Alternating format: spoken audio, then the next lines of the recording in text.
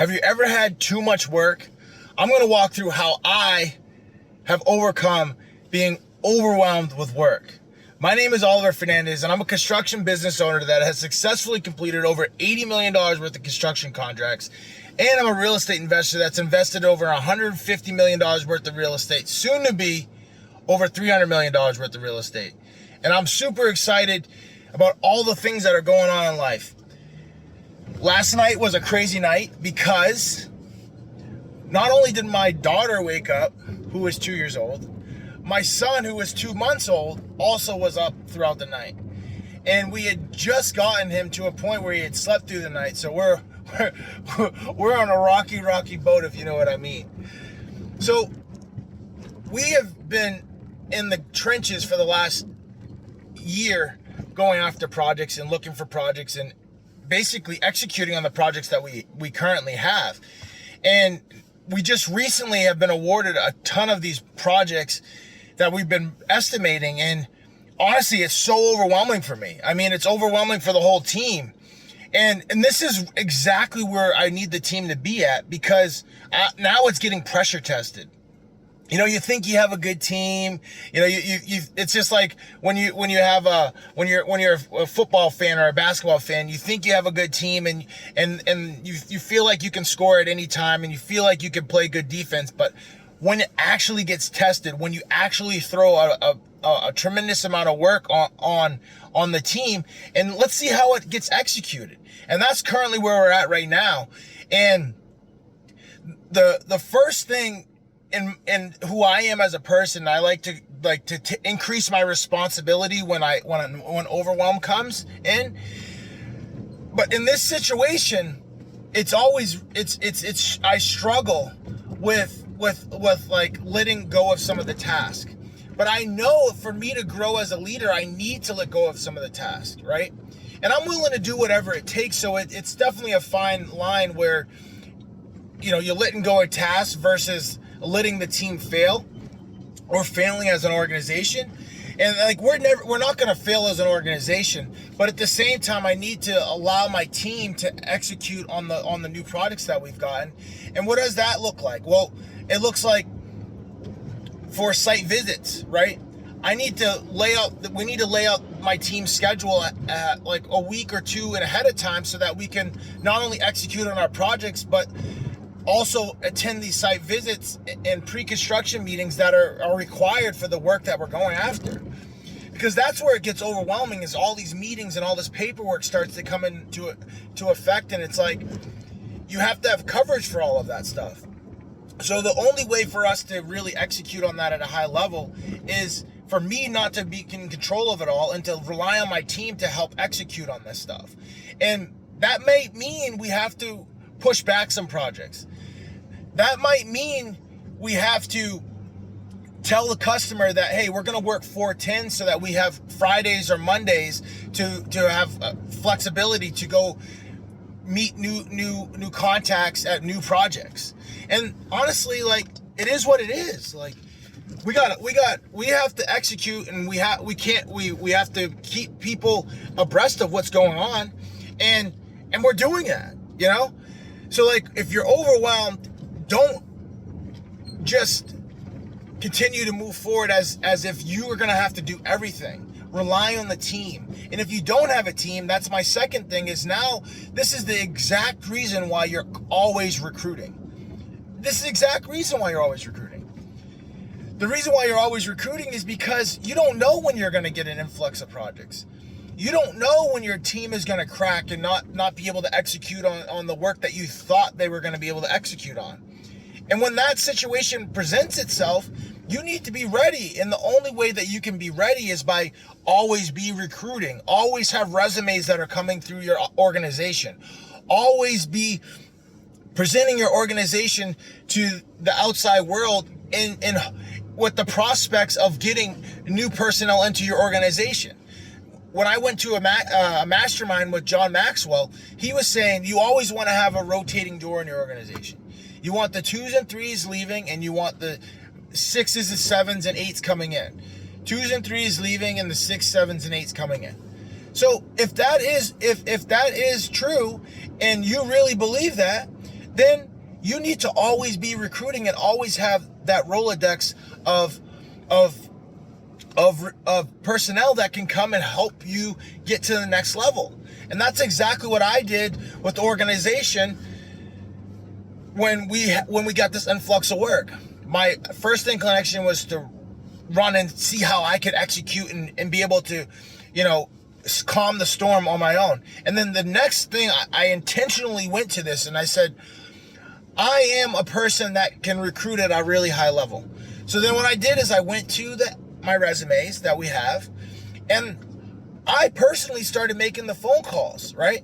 Because we're in such a situation where we got so much work dumped on us in a week, we can't go through the typical HR process where I reach out to my HR person and they're reaching out to these people. Like, no, the attack speed needs to be so much faster in situations like this.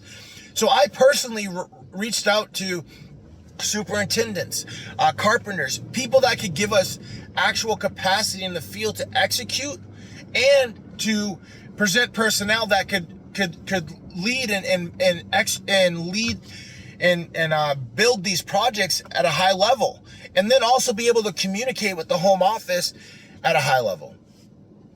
And I called 10 people, and only one of those people answered, but it was the one person that I felt was going to be the best fit for the organization.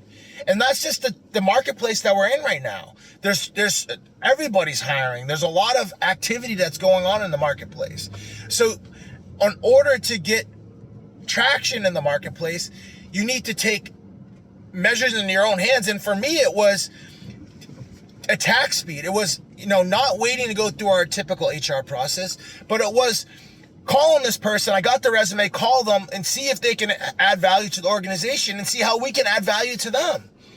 And there's a mutual benefit. There seems to be a mutual benefit for both parties there, a mutual exchange. And that's great, because now we can set up the next set of interviews where the person meets my superintendent in the field, the person that would be their supervisor, and see if it's a good fit. And it's like, all of this is happening in 1 or 2 days, right? Within 24 hours, actually, it's all happening. And the only way that can happen is when you take attack speed on the situation. You get overwhelmed with work. Rely on the team. Then after relying on the team, it's like, who can you bring into the organization to help with this situation? Sometimes it's subcontractors. We've hired on a mixture of subcontractors and personnel that are going to come into our organization. This person that I'm talking about right now, where I'm reviewing their resume, that person is going to come into our organization. And they're going to be a team member that we can build with, right? They have a wide range of expertise in electrical, carpentry, a little bit of mechanical. Like that's the exact person that we need to help punch out these jobs when we get a lot of project going at the same time. So I'm excited about this person, and I'm excited to see how this walkthrough with the superintendent goes today. So number one is rely on the team. Number two is continue to add to the team, whether it's in personnel that you're bringing into the organization, and then or it might be subcontractors that you're bringing into the organization. And then third thing is, when you get overwhelmed, is you need to continue to pour on the overwhelm. And what does that look like? Well, we've just gotten a bunch of projects. We need to keep estimating and keep bidding projects. We can't get so overwhelmed where we stop the same thing that helped us get us the result that we currently have right now. So I'm telling the estimating team, keep pushing out the proposals. Do not stop pushing out proposals. Continue to stay focused on the proposals. We will execute on the execution of these projects, but continue to push out the proposals. And as we continue to push out the proposals, we're going to continue to have the work that's going to stay in front of the new team members that we're going to hire, right? We don't need the people that are pushing the proposals doing what I used to do, now all of a sudden falling back into execution of the jobs. No, we need them to stay in the forefront, and then we can actually build out the rest of the team to go and execute on the jobs. So keep pouring it on. And then what does it mean for the team members that are currently in place? Like, keep pouring it on. Keep adding responsibilities to their plate. Like, hey, all team members on board, we need pricing for this. All team members on board, we need to execute on this task, and we don't currently have the personnel to do it, so we need to find the personnel. Everybody's on board helping with this, and we need to overwhelm the team, because that's where the growth is. You don't ever get to where you want to get to in life by not being overwhelmed. Every time I've been overwhelmed, I've always grown and started to accomplish the things that I wanted to accomplish. And in the moment, it was always so painful. Like, I remember being so overwhelmed with that first $2.6 million job that I got in Albany, Georgia. I was overwhelmed. It literally felt like the schedule was going like this. Everything was slipping. I couldn't get the plans done. And what I mean by plans is the quality control plan and the safety plan. I couldn't get them done. I didn't know how to do them, to be honest with you. But it wasn't until I did this exact same thing. I relied on the team. My team didn't have the ability to do it. So then what I do is I hopped on to ZipRecruiter and I started recruiting people. And I did the exact same thing that I'm doing right now. I personally called these people. I called them and I was like, hey, are you interested in a position? Hey, your skill set seems like it would be a great match for what we need currently in place. And it took a number of phone calls, but after taking those actions, we then found the person that could help with the plans. That person was employed at another company. In their evening hours, they were helping write the plans. And then they had given that employer 2 weeks notice. So then they were able to come be my superintendent quality control person on my project after they gave that other employer 2 weeks notice. And obviously I had to recruit that person and pay them, which was mutually beneficial for both parties, but they were able to add the value and bring the skill set that I needed, the organization needed at that moment in time. So it's that overwhelmed feeling that I felt in that moment that, honestly, when I look back, was one of the deciding factors that helped get us to $10 million. And I know this feeling that I'm feeling right now is going to be one of the deciding factors that I look back once we're a $100 million organization, that I'm like, wow, that was that moment. That was the exact time where I felt the overwhelm. I felt the growth happening, and I didn't shy away from it. I leaned into it, and I continued to push and make things happen, because I want the rest of my life to be the best of my life. So with that, go out there and continue to build your own legacy and continue to be the best version of yourself. Let's roll.